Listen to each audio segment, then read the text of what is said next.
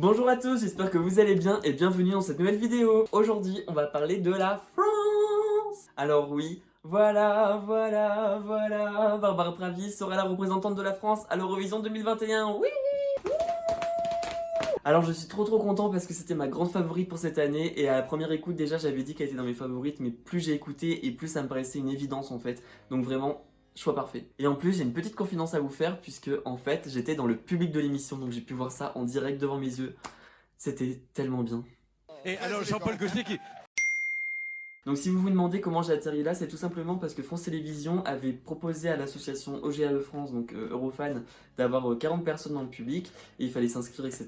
Et j'ai été sélectionné parmi les 40 personnes, et donc du coup, je suis vraiment trop chanceux. Alors d'abord, je voudrais dire un grand merci à France Télévisions et à OGAE France d'avoir organisé tout ça, parce que vraiment c'était super. Surtout en temps de pandémie, en fait, ça fait du coup plus d'un an que j'ai pas pu voir de spectacle musical, et vous pouvez pas savoir à quel point ça faisait plaisir, genre vraiment, Merci.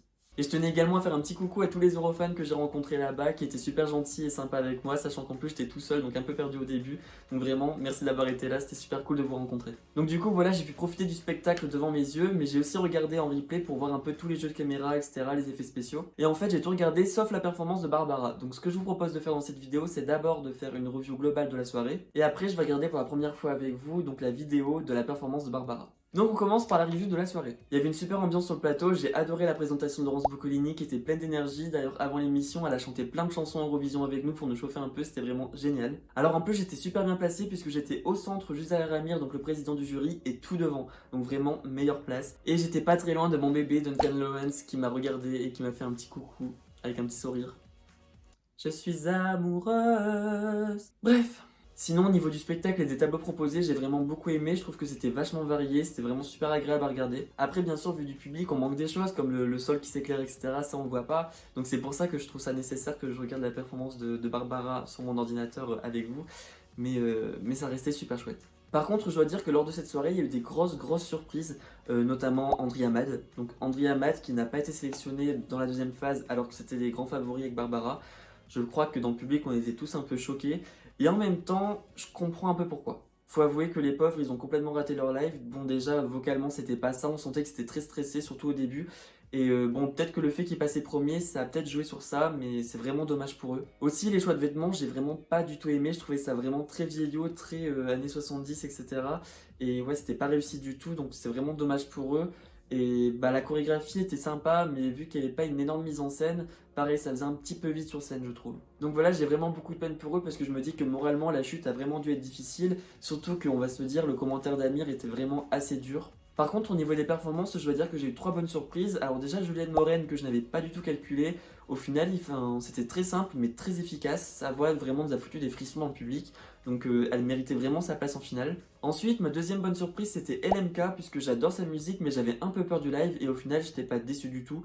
Pour moi, c'était l'une des meilleures performances de la soirée. Et ma troisième surprise, je crois même que c'est ma plus grosse surprise, c'est le groupe Amui. Alors, cette chanson, j'aimais pas du tout avant. Et en fait, je sais pas, en live ça a fonctionné bizarrement. Peut-être le côté good vibes, etc., ça faisait du bien et voilà, ça a marché. Mais surtout, est-ce qu'on peut parler 2 minutes du vote du public? Parce que je n'ai rien compris. Genre vraiment, quand j'ai vu que André Amad, LMK, Philippine et Ali n'étaient pas sélectionnés, je me dis mais ah ouais. Mais en tout cas, dans la deuxième partie de la soirée, moi tout ce qui m'importait c'était que Barbara gagne. Donc quand j'ai vu qu'elle a fait l'unanimité à la fois dans le jury et dans le public, vraiment, je ne pouvais être que content. Mais il faut quand même dire que j'ai trouvé, et encore plus quand j'ai regardé en replay, que le format de l'émission était un peu long.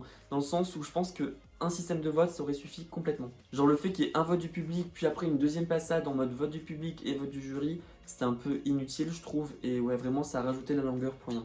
Donc voilà, c'est fini pour ma petite review de la soirée, et maintenant on va passer à la réaction donc du coup du live de Barbara Pravi avec son titre Voilà. C'est parti. Écoutez-moi, moi la chanteuse à demi. Alors déjà j'adore le staging sombre. De moi, parlez-leur de cette fille aux yeux noirs et de son rêve fou. Moi Waouh. ce que je veux, c'est écrire des histoires qui arrivent jusqu'à vous. C'est très beau ça la lumière. C'est tout.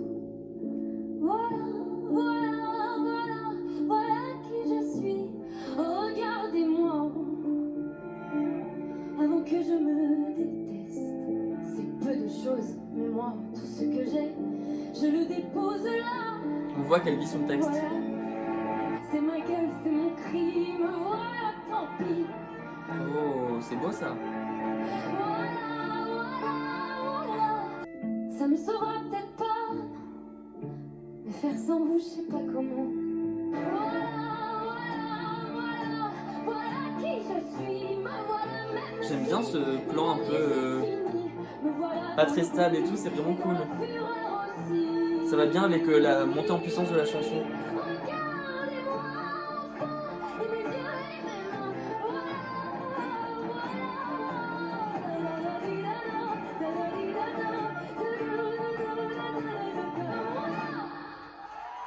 Le dernier voilà, on sent qu'il sort des tripes, genre... Chez Claire'Bon, pas la pub. nous avons Bon bah ça confirme déjà ce que je pensais, mais en voyant tous les replays, maintenant je peux dire que c'est vraiment la performance qui faisait le plus pro de la soirée. Déjà j'adore quand on joue avec l'obscurité et la lumière, un peu comme Duncan Lawrence en 2019 quand il a gagné. Genre les petits effets de faisceaux de lumière blanche, etc. Je trouve ça très élégant, mais très beau. Il n'y a pas besoin de 10 000 jeux de lumière, vraiment ça fait son effet. Alors maintenant je vais vous expliquer pourquoi pour moi c'était le meilleur choix. Alors déjà, d'un point de vue francophone, le texte est très beau, on sent qu'il est sincère, que vraiment il sort de ses tripes. Donc voilà, bon, vous allez me dire, à l'Eurovision, la plupart des pays ne parlent pas français. J'y viens. Ce qui est bien, c'est que même si on parle pas français, Barbara arrive à véhiculer une émotion dans la chanson, on le sent, surtout en live, et du coup ça c'est universel, il n'y a pas besoin de traduction. Enfin on l'a vu par exemple avec le Portugal ou même l'Italie qui s'était très bien classé en chantant italien. Il n'y a pas besoin de parler anglais pour se faire comprendre, voilà, la musique c'est universel. Surtout que là, la mélodie est très bonne et reste bien en tête. Genre le voilà, c'est une rengaine qui reste en tête, et même pour les étrangers, puisque voilà c'est un mot que je pense tout le monde connaît. Voilà, quand on dit les bases de français, c'est bonjour, ça va, voilà, je m'appelle, voilà. J'arrive pas à dire voilà du coup. Ensuite, il y a ce petit quelque chose chez Barbara qui est évident, qui nous renvoie aux anciennes chanteuses comme Barbara justement, ou surtout Edith Piaf. Et on le voit aussi bien dans la musique que dans la performance. Enfin, il y a des plans comme par exemple quand on voyait l'ombre de Barbara au sol, ça faisait très Edith Piaf. Et oui, ça fait cliché, mais en même temps, pas trop. C'est-à-dire que c'est juste assez pour que les fans étrangers se disent « Ah, voilà, ça c'est français, c'est ce que j'attends de la France. » Donc je pense vraiment que ça peut marcher à l'Eurovision. Et en même temps, ça reste très qualitatif. Et je pense que c'est le charisme de Barbara qui fait que ça fait pas vieillot en fait. Enfin, il y a une touche de modernité à la chanson qui est appréciable. Et puis je vois beaucoup de Français se plaindre en disant que la chanson est déprimante, mais en fait moi je trouve pas du tout.